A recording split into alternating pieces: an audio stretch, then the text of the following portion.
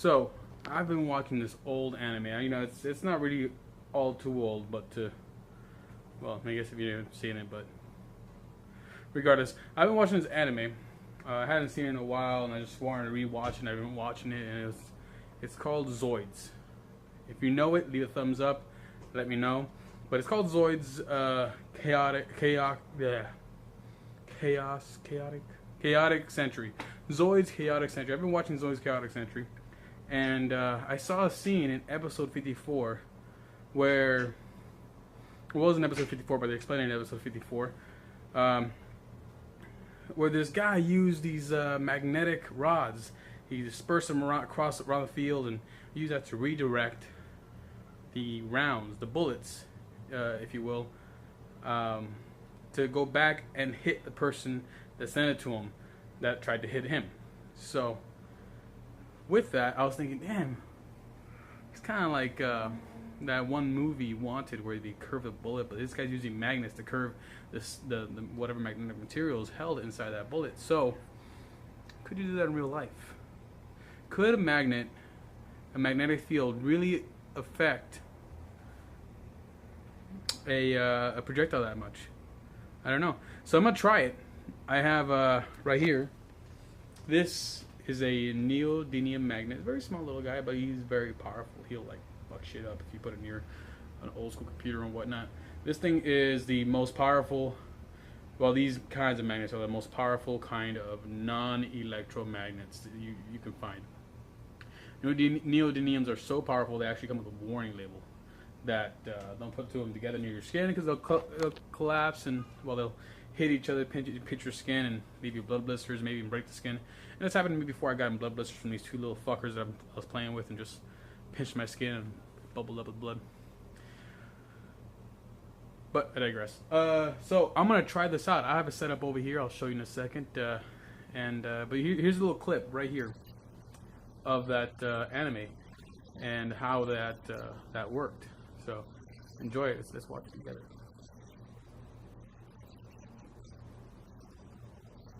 See right there, yeah. See, I want to do that. I want to be able to do that. I want to be able to do that. I want to be able to do all that. So I'm gonna try it out, see if it works. I haven't tried it yet. There's no me doing this before filming and all that, and seeing if it works or if it doesn't work. And I'm gonna try it here, and I'm gonna put it up on YouTube. Well, you're seeing this obviously. So first, I'm gonna shoot. I'm gonna use actually whoever it could be. I'm gonna use the Gamma rockets. I have a steel ball bearing at the end of it, and they are other than maybe the Gamma lethals, which also use a steel end, even though they look like copper coated. I'm gonna use the Gamma rockets. And I'm going to go at the slow speed I possibly can. I'm going to use a 177. I'm going to shoot it with the Beeman P17. And then I'm going to move up from there if it does work. But first I'm going to shoot it with the Beeman P17 so you see where it's hitting. I want to aim for that same spot. But the second time I'm going to aim for it with the neodymium magnets in place right over there. Let's show you the setup. Let's do this. Here's the setup. Right here. That bastard right there. See that plate? It's literally with neodymium magnets. A lot of very powerful ones, especially these two big fuckers right here. Very strong. And back here is a lot of other weaker magnets, but also neodymium, but they're very tiny. And they're weaker, but they should increase the pull of this guy right here. So I'm going to shoot the pellet past this the second time around. I'm going to aim downrange. Let's do this. Here they are, the Gamma rockets. You can see they have that steel tip.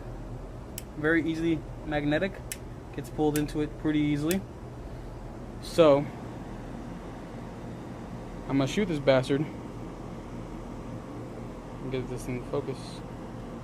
I'm gonna shoot this guy down here at the target. I'm gonna put up a easy shoot and see target. We're gonna hit it. I'm gonna keep aiming at the same spot with that Beeman P17, and then I'm gonna put up the neodymium kind of redirection field, I guess, and see if it changes the direction more to the right, or does it cause it to tumble? What effects will it have, if any? Let's see. There it is. I'll be aiming. Well, you'll see where I'm hitting. I'm aiming for the same spot each time.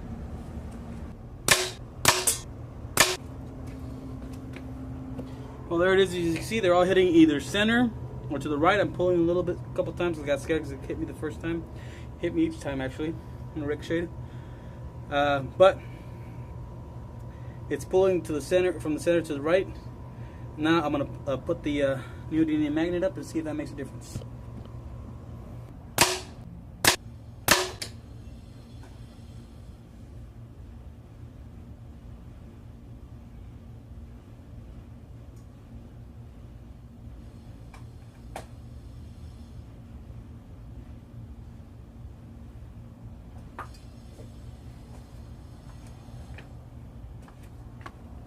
So there it is. As you can see, no change. Pretty much in the same spots. They hit every time, same spots. This neodymium magnet, as you can see, as strong as these guys are very powerful magnets, by the way. See, it takes like a very slow moving force.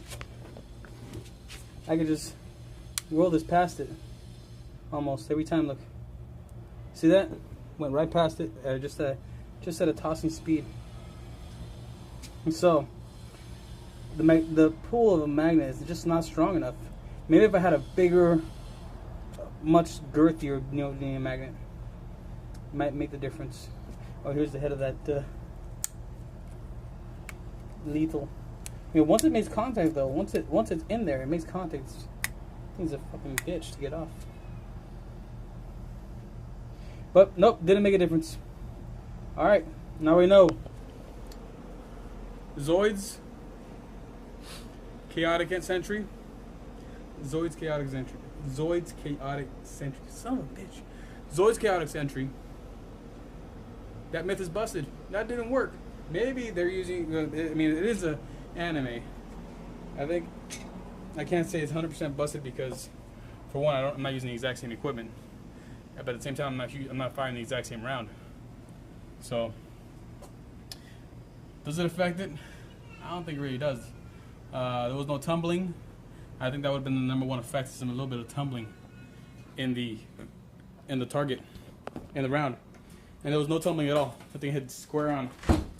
So, is there an effect? Does it make a difference? Not yet. Maybe later on I'll get a bigger, fatter neodymium magnet, or just a big stack of them, and try it again. But for now, that myth is busted. Sorry, Zoids. I love the anime, but maybe we'll try another one.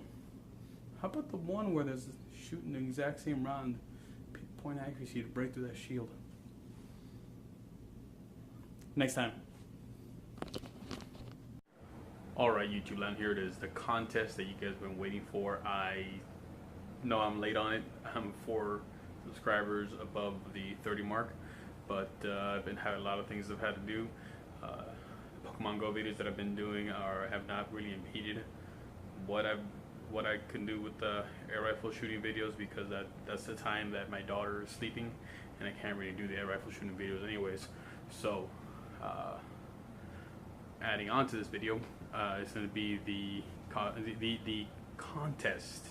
It's going to be the contest to who's going to win the tin of Mark III explosive pellets. So the top 2 countries, number 1, of course, is no surprise, U.S. The U.S. takes number 1.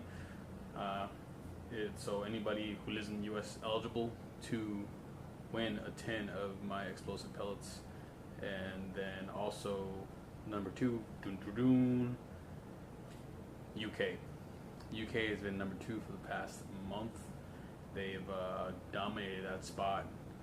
And the only one that's coming close to it right now, to like in the past week, to bring it down, is Canada.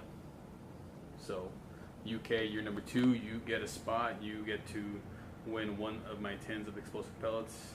Now here are the rules. Number 1, you must be 18 of age or older. Number 2, you gotta be able to prove it. Number 3, you have to be a subscriber. You gotta be a subscriber. So you have to be subscribed to my channel. And number 4,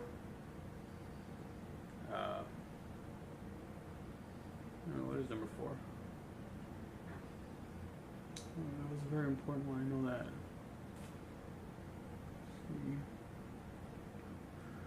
What was number 4? Oh yeah. You gotta send me a little clip of you using them, how you would use them. All right, and leave a comment. Here is the question: which one of my hollow point pellets? There were 2 hollow point pellets that I had that fragmented during the hollow point pellet ballistics gel test. Which were the 2 pellets that fragment just beyond the impact point? Answer that right now, and you will win a tin of the explosive pellets. Alright, have at it.